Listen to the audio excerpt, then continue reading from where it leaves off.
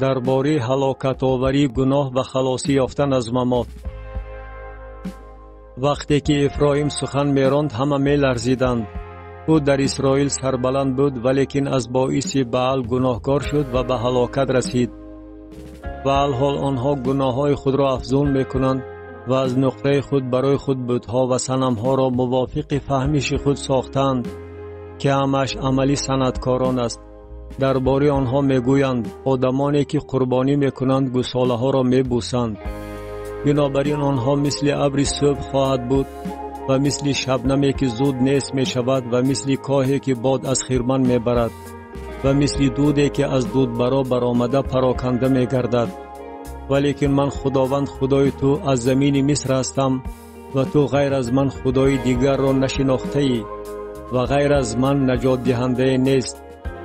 من تو را در بیابان در زمین از آفتاب سوخته شناختم. آنها به خوبی چریده سیر شدند و چون سیر شدند دلشان مغرور گردید و به این سبب مرا فراموش کردند.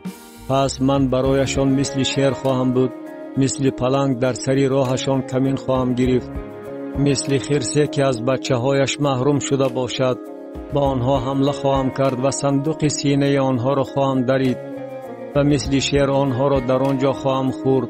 حیوانات صحرا آنها را خواهند درید. خود را به هلاکت رسانده ای اسرائیل، زیرا که تکیهگاه تو فقط در من است. پس کجاست پادشاه تو تا که تو را در تمام شهرهایت نجات دهد و داوران تو که درباره آنها گفته بودی پادشاه و سروران به من بده؟ در خشم خود پادشاه به تو دادم و در غضب خود او را گرفتم. گناه افرایم گره بسته شده است، معصیت او محفوظ مانده است.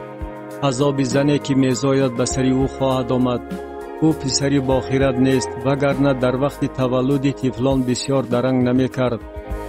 آیا من آنها را از دوزخ رها خواهم کرد و آنها را از مرگ خلاصی خواهم داد؟ و باهایت کجاست ای مرگ؟ تا اونهایت کجاست ای دوزخ؟